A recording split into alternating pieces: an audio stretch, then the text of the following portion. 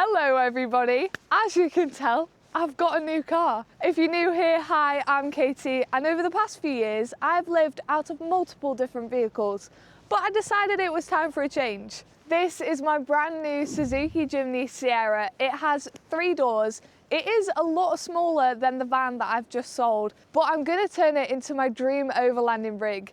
I have a lot of plans for this, but first of all, let's talk about what happened with the van, why I sold it, and the real story behind it all. Well, obviously, I only bought a van recently, and that van was called Tinny. He was a Ford Transit Custom, and I thought it was going to be amazing. I did previously have a van. I bought and converted a van when I was 17 years old, went all across Europe to Albania and back. It was amazing. I had the time of my life. But this time round, it didn't feel the same. Unfortunately, me and Tinny had a little bit of a love-hate relationship. It was big, it was spacious, I could sleep inside of it. It was really good, but after living in a car for so long, I couldn't get right back into it. I had the car Nelly for about a year and a bit, and obviously I got really used to the accessibility of it. I could go on new adventures, get on tighter roads. I went in fields in France. I went on a bit of off-roading as well, which she wasn't really capable of, but she handled it.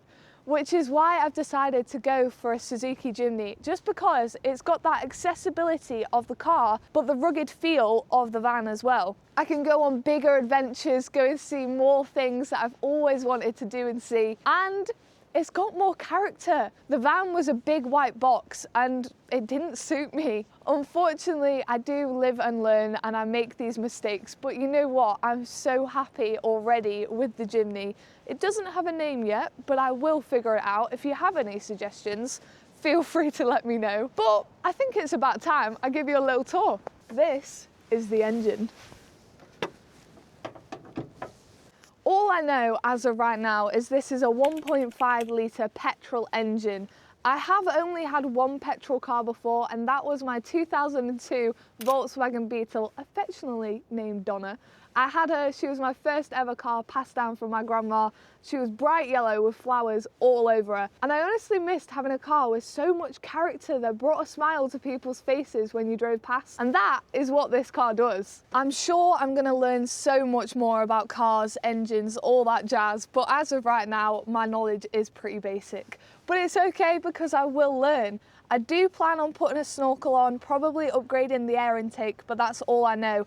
I plan on doing a lot of cool off-roading and accessible routes that I couldn't have even dreamt of in the van. I have officially had this car for one whole day already. Very dirty, but that's okay. Let's go inside and I'll give you a little tour of what's going on in the inside. So she is an automatic, which I have never had before. I don't know how it works. I keep going to put my clutch down. I keep like faint hand movements on my gear stick, which is not good.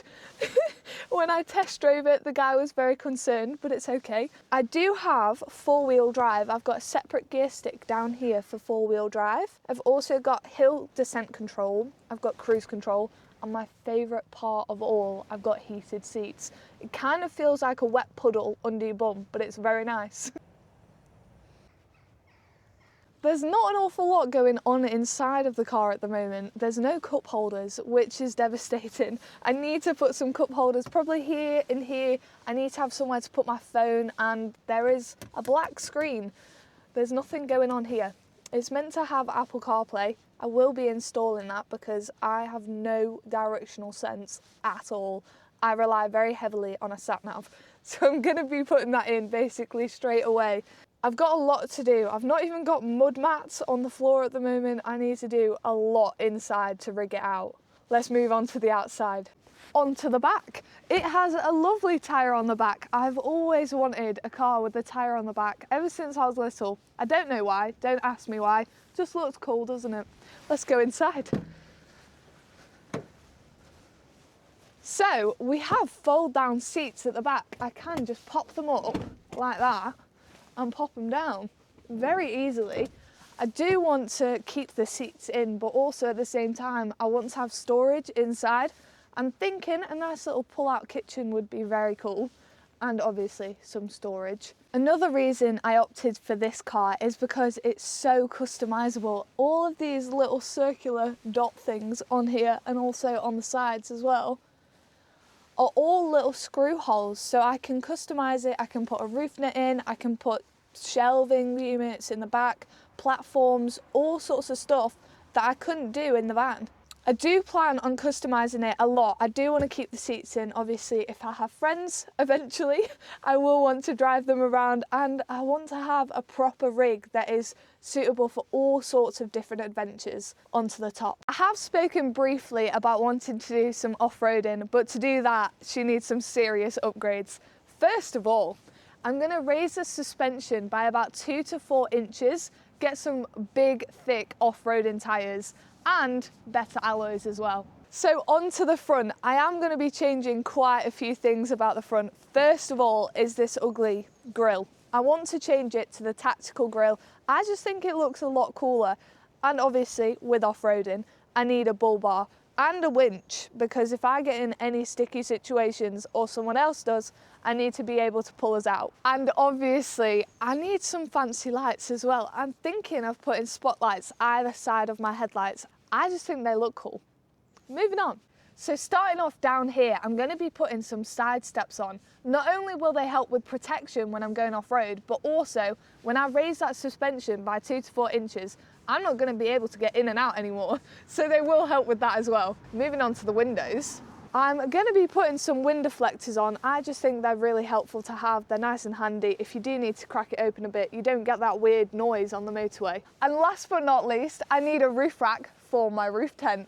I have had a roof tent in the past. I've been using my Roofbunk Roma roof tent for the past year, and I love it to bits. Unfortunately, it is a little bit too heavy for this tiny little car. For this car, I'm going to be going for a roof tent that weighs around 34 kilos. It's around half of what my roof bunk weighs, which is perfect, although I am going to be lacking a bit on comfort, and also in the wind it probably won't hold up as well. I'm honestly so excited for all the adventures that this car is going to take me on. It is a whole new adventure. There's a lot to learn. 4x4, off-roading, the automatics are already getting me a bit confused.